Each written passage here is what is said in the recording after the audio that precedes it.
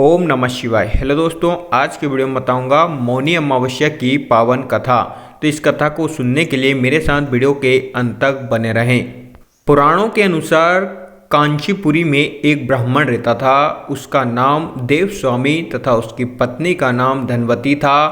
उसके 7 पुत्र तथा एक पुत्री थी। पुत्री का नाम गुणवती था। ब्राह्मण ने 7 पुत्रों को विवाह करके बेटी के लिए वर खोजने और अपने सबसे बड़े पुत्र को भेजा।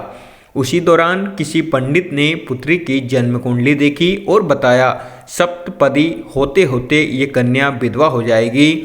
तब उस ब्राह्मण ने पंडित से पूछा, पुत्री के इस वैद्य दोष का निवारण कैसे होगा। पंडित ने कहा, सोमा का पूजन करने से वैद्य दोष दूर होगा। फिर सोमा का परिचय देते हुए उसने बताया, वे एक धोबिन है। उसका निवास स्थान सिंहल द्वीप है। उसे जैसे तैसे प्रसन्न करो और गुणवती के विवाह से पूर्व उसे यहाँ बुला लो।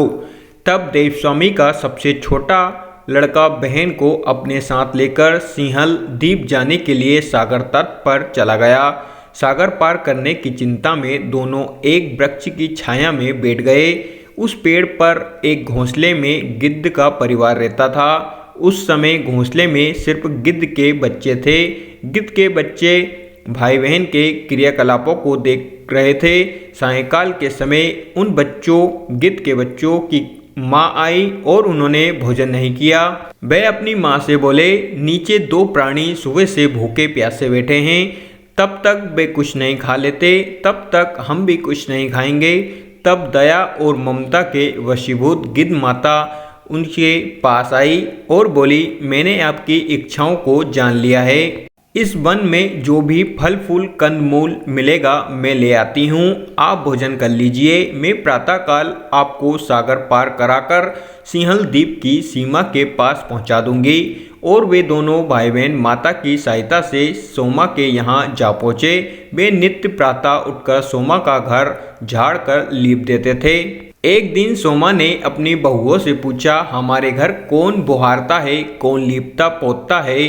सब ने कहा, हमारे सिवाय और कौन बाहर से इस काम को करने आएगा। किंतु सोमा को उनकी बातों पर विश्वास नहीं हुआ। एक दिन उसने रहस्य जानना चाहा। वे सारी रात जागी और सब कुछ प्रत्यक्ष देखकर जान गई।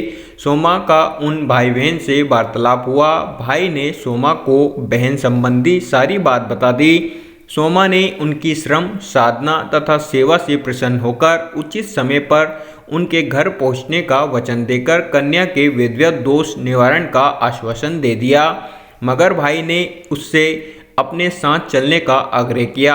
आग्रह करने पर सोमा उनके साथ चल दी।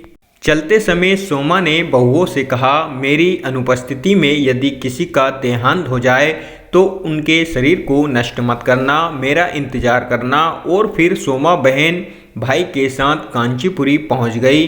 दूसरे दिन गुणवती के विवाह का कार्यक्रम तय हो गया। सप्तपदी होते ही उसका पति मर गया। सोमा ने तुरंत अपने संचित पुण्यों का फल गुणवती को प्रदान कर दिया। तुरंत ही उसका पति जीवित हो उठा। सोमा उन्हें आशीर्वाद देकर अपने घर चली गई। उधर गुणवती को पुण्य फल देने से सोमा के पुत्र जामाता तथा पति की मृत्यु हो गई।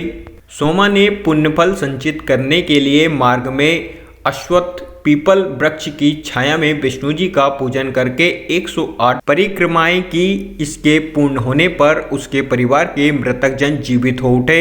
निष्काम भाव से सेवा का फल मधुर होता है। इस व्रत का यही लक्ष्य है। दोस्तों, ये कथा समाप्त होती है। अगर आपको वीडियो अच्छी लगी हो तो like share comments and subscribe करना ना भूलें। Thank you so much all of you.